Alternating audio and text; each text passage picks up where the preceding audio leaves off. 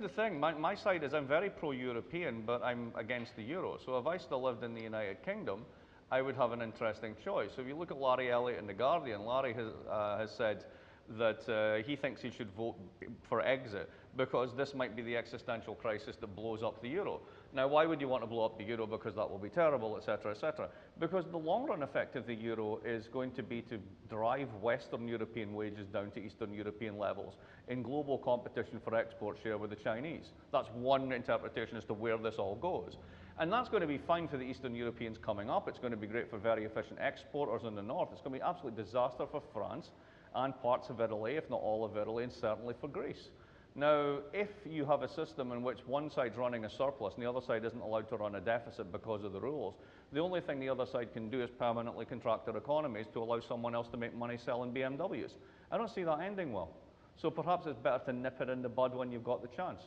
Now, the thing is with Brexit, I don't think that's what the debate's all about. This is Trumpism. Everybody's got a version of it. Trumpism. Remember Donald Trump? Yeah. Right, okay. So, well, here's what I mean by Trumpism. For the past 25 years, particularly the centre-left, has told the bottom 60% of the income distribution in the country is the following story. Globalization is good for you. It's awesome. It's really great. And we're going to sign these trade agreements. Don't worry, there'll be compensation. It'll be fine. You'll all end up as computer programmers. It'll be fantastic, right? And by the way, we don't really care because we're all going to move to the middle because that's where the voters are. And they're the people with money and they're the ones that we really care about. So you get this shift under Schroeder. You get the same thing under Blair to New Labour, whatever. And you make that move. And you basically take the bottom 30% of the income distribution and say, we don't care what happens to you.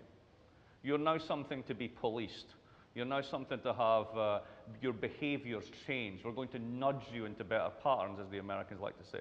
It's a very paternalist, very patronizing relationship. This is no longer the warm embrace of social democracy, arm in arm with solidarity with the working classes. They're there to be policed and excluded in their housing estates so that you feel safe in your neighborhoods, so that you can have your private schools. They have their public schools, which you don't really want to pay taxes for anymore. So once this has evolved over 20 years, you have this revolt not just against Brexit. It's not about the EU. It's about the elites. It's about the 1%. It's about the fact that your parties that were meant to serve your interest have sold you down the river. Kind of keep Le Pen. Yeah, maybe they're all the same. Think how ridiculous this is. Think of the Scottish independence thing, right?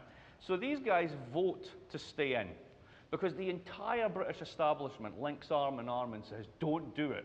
And you've got to wonder why, because ultimately who's going to get hurt if they do it? People with money. So they're saying, don't do this, right? So, okay, they go, all right, then we won't do it, right? So then the SNP, the anti-austerity party, are in there like, aye, well, we didn't win that, but, you know, we're still in power, great, on you go. Okay, so what happens next? Well, if there's going to be a Brexit vote and to get out, then the Scots are going to vote to get back in. Okay, this is fun, right? So you're going to give up George Osborne, who's an austerity chancellor, for who? Dr. Schäuble. So your nice little Scottish welfare state's going to be really well protected by the tender embrace of the Germans. How's that working out for the Greeks? Right, people aren't thinking this one through. This is basically a revolt against technocracy.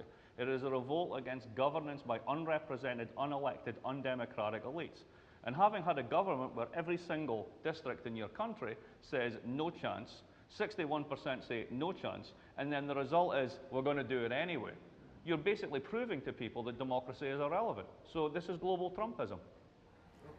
And at the end, it's a no-win scenario. I mean, well, it's a no-win scenario until basically elites figure out that at the end of the day, as I like to say to my American hedge fund friends, the Hamptons is not a defensible position.